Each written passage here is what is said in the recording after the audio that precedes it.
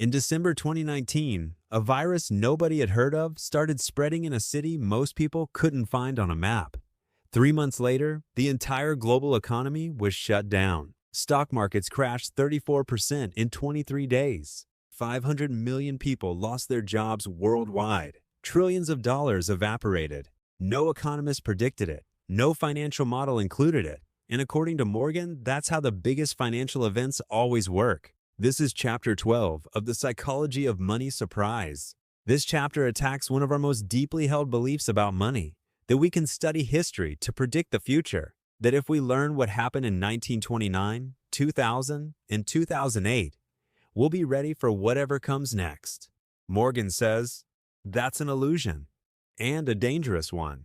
His argument is this: the most important events in financial history were surprises, things that had never happened before, things that no model accounted for, things that, by definition, could not have been predicted by studying the past. The Great Depression, World War II, the invention of the Internet, 9/11, the 2008 financial crisis, COVID-19. None of these were extrapolations of previous trends. They were ruptures, breaks from everything that came before. And yet, after each one happened, we looked back and said, oh, the signs were there. We should have seen it coming. But we didn't. Nobody did. We only see the signs in hindsight. Morgan calls this the historian's dilemma. We study history to learn lessons, but the biggest lesson history teaches is that the future will surprise us in ways history can't prepare us for. This doesn't mean history is useless. It means we need to study history for the right things. Not for specific predictions like the market will crash in October, but for general patterns like markets crash sometimes, and they always recover eventually. Not for what will happen, but for how humans behave when unexpected things happen. The details of the next crisis will be different. The human reaction to it will be remarkably similar. Let's look at our first story, the 2008 financial crisis, the event nobody modeled. Let's start with the 2008 financial crisis, because it's the perfect illustration of this chapter. Before 2008, the universal assumption in American finance was that housing prices at the national level could not decline. This was baked into every financial model, every risk assessment, every mortgage product. Why? Because national housing prices had never declined in the modern era.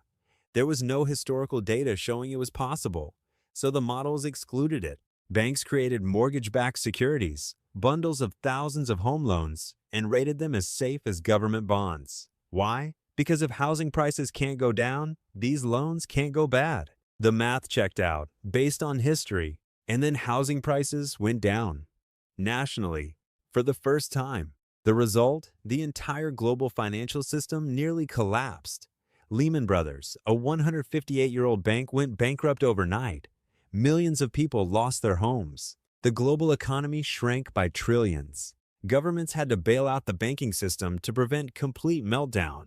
Every model said this couldn't happen. Every historical study said this hadn't happened before. And they were right, it hadn't happened before. But hasn't happened before is not the same as can't happen. And that distinction nearly destroyed the world economy.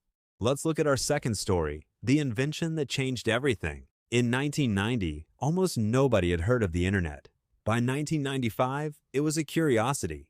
By 2000, it was a bubble. By 2010, it was the backbone of the global economy. By 2025, it's impossible to imagine life without it. No historian in 1980 could have predicted this.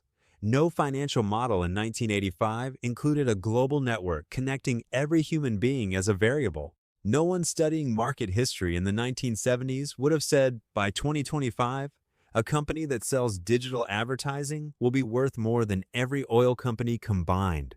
Google didn't exist until 1998, Facebook until 2004, the iPhone until 2007. These inventions weren't evolutionary, they were revolutionary. They didn't extend previous trends. They created entirely new ones. And here's the financial implication. Anyone who built their investment strategy in the 1980s based on the industries that dominated the 1970s, like oil, steel, manufacturing, automobiles, would have completely missed the greatest wealth creation event in human history. History didn't prepare them for the Internet. It couldn't, because the Internet was a surprise. Let's look at our third story, 9/11 and the limits of risk models. On September 10, 2001, the biggest concern in the American financial world was a potential mild recession. Interest rates, corporate earnings, normal stuff. 24 hours later, two planes hit the World Trade Center. The stock market shut down for 4 days, the longest closure since 1933. When it reopened, the Dow Jones dropped nearly 685 points in a single day, and the biggest single-day point loss in history at that time. No risk model included terrorist attack destroying the financial center of the world as a variable. No historical study of market crashes included this scenario. It was, by definition, unprecedented. And yet, it shaped the next 2 decades of global finance, foreign policy, government spending, and market behavior. One surprise, one morning, everything changed. That's what Morgan means. The things that move the world the most are the things we never see coming. Now let me bring this completely up to date, because we just lived through back-to-back surprises that prove Morgan's thesis in the most dramatic way possible. Let's walk through what happened in just 5 years, and pay attention to how none of these events were predicted by mainstream experts. In 2020, COVID-19 hits. A global pandemic shuts down the world economy. Nobody in January 2020 was modeling this. Markets crashed 34% in 23 days, the fastest crash of that magnitude in history. But here's the surprise, number 2. Instead of a prolonged depression, which every model based on previous pandemics would have predicted, the stock market recovered in just 5 months. By August 2020, markets were hitting all-time highs during a pandemic, while millions were still unemployed. Why? Because governments printed unprecedented amounts of money. In the U.S. alone, the Federal Reserve injected over $4 trillion into the economy. Direct stimulus checks went to every citizen. Interest rates were slashed to zero. Nobody predicted the crash, and nobody predicted the recovery speed. In 2021, surprise number 3. All that money flooding the system created a speculative frenzy unlike anything in modern history. Meme stocks, NFTs selling for millions. Dogecoin, a cryptocurrency created as a joke, reaching a market cap of $80 billion. No financial model in 2019 included joke cryptocurrency would reach as $80 billion. In 2022, surprise number 4, inflation exploded. In the US, it hit 9.1%, the highest in 41 years. In the UK, over 11%. In Germany, over 10.4%. Central banks raised interest rates at the fastest pace in decades. In 2023, surprise number 5. Despite all predictions of a recession, the U.S. economy grew. Unemployment stayed historically low. The stock market rallied. The recession that had to happen didn't. In 2024 to 2025, surprise number 6. Artificial intelligence exploded. ChatGPT went from 0 to 100 million users in 2 months, the fastest adoption of any technology in human history. NVIDIA went from a gaming chip company to one of the most valuable companies on Earth. An entirely new industry worth trillions appeared in the span of 18 months. 6 massive surprises in 5 years, each one contradicting what the experts, the models, and the historians expected. Each one reshaping the financial world in ways nobody could have planned for. If you had built your financial strategy in January 2020 based on the previous 50 years of market history, you would have been wrong about almost everything that actually happened. That is what Morgan is telling you. The future doesn't repeat the past. The specific events that matter most are always the ones that come out of nowhere. So if you can't predict the future, what do? Just give up, close your eyes, and hope for the best? No.